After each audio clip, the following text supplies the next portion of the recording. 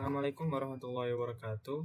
Kenalkan, nama saya Iwan Fajar Maulana dengan NIM 102 022400124 dari kelas ESI 4801. Nah, di sini saya akan melaporkan tugas UTS saya, sistem basis data, yang disusun oleh saya sendiri, yaitu Iwan Fajar Maulana dengan NIM yang saya sebutkan 102 022400124. Program studi S1 Sistem Informasi Fakultas Rekayasa Industri Universitas Telkom Bandung 2025. Nah, di sini terdapat daftar isi bab 1, yaitu pengertian entitas relasi, visual ERD, entitas atribut, relasi antar entitas, dan bab kedua ada visual relational model, model relasi tabel, penjelasan, ringkasan kardinalitas relasi. Nah, yang bab ketiga itu ada struktur database, perancangan tabel, DDL, data definition language, pengisian data, DML, data manipulation language. Nah, yang terakhir yaitu ada bab 4. Ini ada pengertian normalisasi, normalisasi 1F, normalisasi 2F, dan normalisasi 3F. Kita lanjut ke bab 1. Nah, di bab 1 ini yang pertama menjelaskan pengertian dari entitas dan relasi. Nah, entitas itu apa sih? Entitas adalah objek nyata atau konsep yang memiliki data dan dapat dibedakan dari objek yang lainnya. Entitas biasanya menjadi tabel dalam basis data. Nah, kalau relasi ini adalah hubungan antara dua atau lebih entitas. Dalam IRD, relasi menunjukkan bagaimana entitas saling berhubungan. Nah, di sini ada jenis relasi. Jenis relasi keterangan yaitu ada one to one, atau satu entitas itu berelasi dengan satu entitas lain. Contohnya satu orang itu sama dengan satu KTP. Nah, yang kedua itu ada one to many. Apa itu one to many? Nah, one to many adalah satu entitas bisa berelasi dengan banyak entitas lain. Contohnya, satu dokter itu bisa menangani banyak pasien. Nah, yang terakhir yaitu many to many. Ini tuh banyak entitas dari satu sisi bisa berelasi dengan banyak dari sisi yang lain. Contohnya di sini ada mahasiswa mengambil banyak matkul dan satu matkul diambil banyak mahasiswa. Nah, selanjutnya di sini saya akan menampilkan visual IRD yang saya buat. Nah, di sini saya membuat 6 entitas. Yang pertama yaitu ada pasien 124. 124 itu 3 NIM terakhir saya. Di sini ada atribut yaitu ID pasien, nama pasien, nomor HP, alamat. Nah, ID pasien ini saya warnain kuning karena dia primary key. Nah, selanjutnya entitas selanjutnya yaitu transaksi 124. Ini ada atributnya, ada ID transaksi, ID pasien, waktu transaksi. Nah, kalau yang kuning seperti biasa itu primary key dari entitas tersebut. Kalau misalnya yang biru itu adalah foreign key. Contohnya yaitu di ID pasien ini. Nah, selanjutnya ada detail transaksi. Itu ada atribut ID transaksi, ID detail, dan ID layanan. Nah, ID detail ini primary key-nya, foreign key-nya itu ada ID transaksi dan ID layanan. Nah, entitas yang selanjutnya itu ada layanan 124. Di sini ada atributnya, ada ID layanan, nama layanan, biaya, ID unit, dan ID kategori. ID layanan ini adalah primary key dari layanan itu sendiri. ID kategori dan ID unitnya adalah foreign key yang masuk ke dalam layanan 124. Nah, selanjutnya ada entitas unit rumah sakit 124. Nah, di sini ada atributnya ID unit dan nama unit. ID unit itu primary key. Dan yang terakhir yaitu ada entitas kategori layanan. Nah, di sini ada atribut yaitu ID kategori dan nama kategori. ID kategori ini adalah primary key dari kategori layanan itu sendiri. Nah, selanjutnya ada entitas dan atribut. Ini yang sudah saya jelaskan tadi, ada pasien. Terus ada atributnya, kategori layanan juga ada atributnya. Ini rumah sakit, layanan, transaksi, dan detail transaksi. Nah, relasi antar entitas.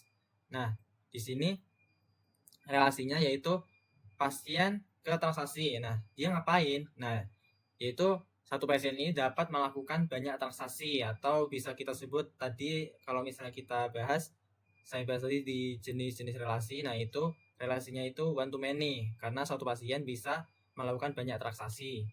Nah, selanjutnya relasi yang selanjutnya yaitu transaksi ke detail transaksi. Nah, di sini tuh satu transaksi itu terdiri dari banyak layanan, maka dia one to many. Nah, selanjutnya itu ada detail transaksi ke layanan. Nah, tiap detail transaksi ini hanya merujuk ke satu layanan atau kita sebut dengan many to one. Selanjutnya layanan 124 dengan kategori layanan. Nah, kategori ini tuh satu kategori ini dapat menaungi banyak layanan. Jadi kita sebut dengan many to one. Nah, yang selanjutnya yaitu ada layanan ke unit rumah sakit. Nah, jadi itu satu unit itu bisa menyediakan banyak layanan. Nah, itu disebutnya many to one. Oke, kita lanjut ke bab yang kedua yaitu ada relational model. Nah, di sini saya sudah menampilkan visual relational modelnya seperti ini. Jadi yang pertama itu ada tabel pasien. Saya bikin tabel pasiennya yaitu ada atributnya yang sudah saya bikin tadi, yang saya sudah jelaskan tadi, yaitu ada ID pasien, nama pasien, alamat, dan nomor HP. Nah, selanjutnya saya juga bikin tabel transaksi, yaitu diantaranya ada ID transaksi, ID pasien, dan waktu transaksi. Nah, ID pasien ini tuh masuk ke dalam transaksi. Karena apa? Karena dia tuh tadi satu pasien kan bisa melakukan banyak transaksi. Nah, jadi si primary key dari pasien ini tuh masuk ke dalam tabel transaksi itu. Selanjutnya yaitu ada tabel detail transaksi yang isinya adalah ID detail, ID transaksi, ID layanan, jumlah. Nah, ID transaksi ini tuh masuk ke dalam detail transaksi karena dia berhubungan transaksi ke dalam detail transaksi. Dan juga ID layanan juga masuk ke dalam tabel detail transaksi. Nah, selanjutnya saya juga bikin tabel layanan nih, tabel layanan yang isinya ID layanan, ID kategori, ID unit, nama layanan, dan biaya. Nah, tabel layanan ini itu menjadi dua jembatan dari tabel kategori dan tabel unit rumah sakit. Nah, tabel kategori layanan itu ada ID kategori dan nama kategori.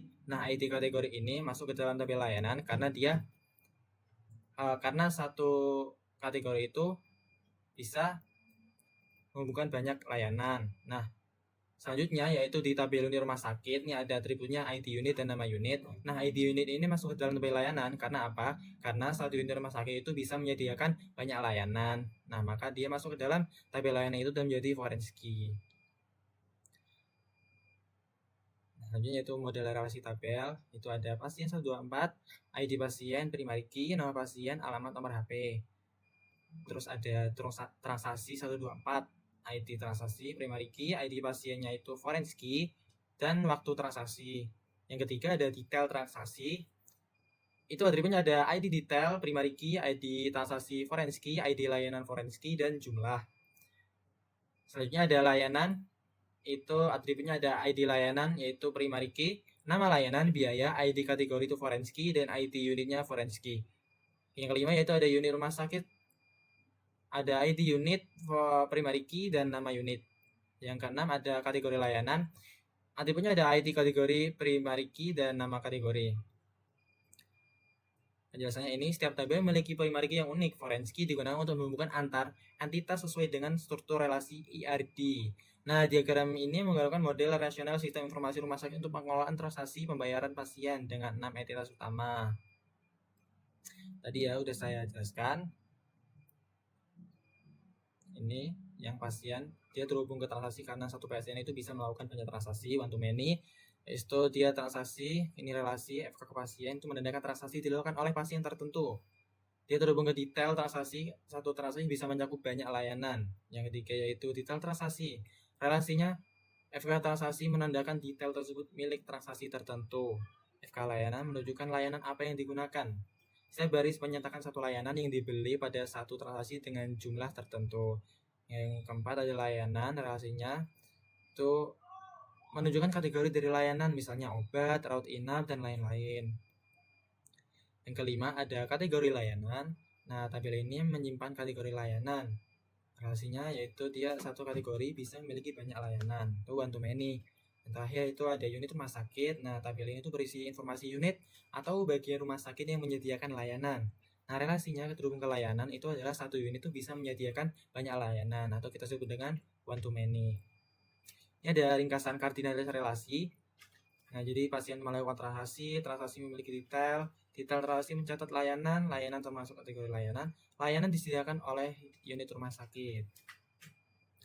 Nah, masuk ke bab ketiga yaitu ada pembahasan DML dan DDL dan DML. Nah, di sini yang pertama yaitu ada struktur database.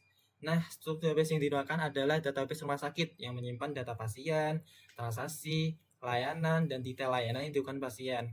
Database ini didesain menggunakan model relasi yang terdiri dari 6 entitas utama nih. Ada pasien, transaksi, detail transaksi, layanan, kategori layanan, dan unit rumah sakit. Nah, selanjutnya di sini ada perancangan tabel atau DDL, Data Definition Language.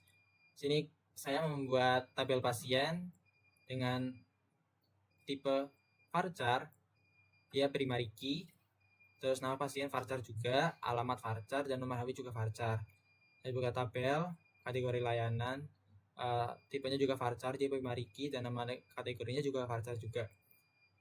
Terus buat tabel juga ini unit rumah sakit. Nah, itu unit, terus tipenya varchar juga, dia primary key, terus nama unit juga varchar. Selanjutnya ada tabel layanan, dia ada ID layanan varchar juga, dia primary key. Terus nama layanan juga varchar, tipenya. Nah, tapi biaya ini dia desimal. Kenapa nggak varchar? Karena biaya itu kan angka dan biaya itu tidak bulat angkanya. Jadi saya pakai tipe desimal yaitu 12,2. Terus ada ID kategori, tipenya varchar juga, dan ID unit varchar juga. Sini ada foreign key ID kategori, reference dari kategori layanan yaitu primary key-nya yaitu ID kategori. Terus ada foreign key ID unit, reference-nya dari unit rumah sakit, primary key-nya ID unit. Nah, selanjutnya ada tabel transaksi 24, tipenya sama varchar, primary key, ID pasien varchar. Waktu transaksi dia tipenya date time, terus ada foreign key ID pasien, reference pasien 24, dia primary key-nya ID pasien. Selanjutnya ada tabel detail transaksi, ID detail varchar, dia primary key juga, ID transaksi varchar, ID layanan, jumlah ini integer, foreign key ID transaksi, reference dari tabel transaksi, habis itu ada primary key-nya itu masukkan sini ID transaksi. Itu lanjut ke foreign key ID layanan, reference dari tabel layanan, dia masuk ke primary key-nya itu ID layanan. Nah, ini adalah bukti dari saya sudah melakukan query-nya dan berhasil. Ini ada tabel pasiennya, tabel kategori layanan 24, itu ada tabel unit, tabel layanan, tabel transaksi, dan tabel detail transaksi. Nah, lanjut ke pengisian data DML. Nah, jadi kalau sudah membuat tabel, nah ini kan tabelnya masih kosong nih. Nah, DML ini itu tuh buat ngisi tabel yang masih kosong ini dengan kita masukkan insert. Nah, insert into pasien 124 values. Nah, tadi pasien ada ID pasien, nama, alamat, dan nomor HP. Nah, di sini kita isi nih ID-nya. Yang pertama itu ada POP01, namanya Yono, dari Bandung. Nomor HP-nya 0812 3456 7891. Nah, itu lanjut ke yang selanjutnya sampai P05 Jono Semarang, dan ini nomor HP-nya. Terus masuk ke insert kategori, juga sama, insert into, terus nama kategorinya, nama tabel kategori, habis itu values. Nah, di dalamnya tadi ada apa? Kayak misalnya ID kategori, berarti ini sama nama kategorinya apa? Sini obat, ada rawat inap dan tindakan medis. Itu insert unit nih, insert unit sama insert into, masukkan tabel unit rumah sakit itu, terus values masukkan. Itu insert layanan sama insert into tabel layanannya, values. Nah, sesuaikan tadi kalau misalnya yang pertama ID layanan juga ya. Jadi kita isinya ke ID layanan dulu, ID layanan, terus namanya, habis itu harga dan yang lainnya. Kita sesuaikan dengan apa yang udah kita isi. Layanan insert transaksi ini, insert itu transaksi sama values juga sama. Intinya kita sesuaikan dengan apa yang udah kita buat di DDL tadi. Insert detail transaksi ini juga sama. Insert into, masukkan nama tabel, detail transaksi, values, masukkan. Nah, ini adalah bukti dari saya sudah melakukan query dan berhasil di SAMPP PHP MyAdmin. Ini ada insert pasien, insert kriteria layanan, insert unit rumah sakit, insert layanan, insert transaksi, insert detail transaksi. Terus ini ada menampilkan select juga, select. Ini form transaksi 124 join pasien, dan ini adalah buktinya. Setelah saya select, dia akan menampilkan semua yang sudah saya select tadi. Ada transaksi, nama pasien, waktu transaksi, nama layanan, jumlah dan biaya tadi, dan total juga dari transaksi. Terus join pasien, join detail transaksi, dan join layanan. Tuh, ini adalah buktinya. Nah, lanjut ke bab yang terakhir, yaitu ada normalisasi. Nah, sebelumnya normalisasi itu apa sih? Nah, jadinya normalisasi itu adalah proses pengorganisasian data dalam basis data. Nah, ini untuk apa? Untuk mengurangi redundansi data atau pengulangan data yang tidak perlu nih. Yang kedua ada menghindari inkonsistensi data yang saling bertentangan. Yang ketiga ada meningkatkan integritas data, dan yang terakhir mempermudah pemeliharaan dan pembaruan data. Nah, sini yang pertama ada normalisasi 1F. Nah, ini adalah tabel awal sebelum dinormalisasi nih. Ya ada ada dua data nih, ada ini sama ini. Nah, tapi dia melakukan dua layanan dalam satu baris ini. Nah, ini nggak boleh. Makanya kita perlu normalisasi, karena biar apa? Biar tidak ada pengolahan data yang tidak perlu. Nah, yang pertama yaitu ada 1NF di sini. Saya bikin 1NF. Nah, 1NF ini syaratnya dia setiap kolom itu memiliki nilai atomik dan tidak ada pengulangan kolom. Nah, kalau di sini tadi dia ada satu baris tapi dia melakukan dua layanan. Nah, ini nggak boleh. Nah, kita harus buat satu-satu biar tidak ada pengulangan data yang tidak perlu. Nah, contohnya di sini ID transaksi 111, ID pasien P01, nama pasien Dani, waktu transaksi tanggal 3 bulan 10 2024 jam 7:11, ID layanan, nama layanan paracetamol, biaya layanan, dan jumlahnya. Nah, yang kedua yaitu ada sama nama Dani juga.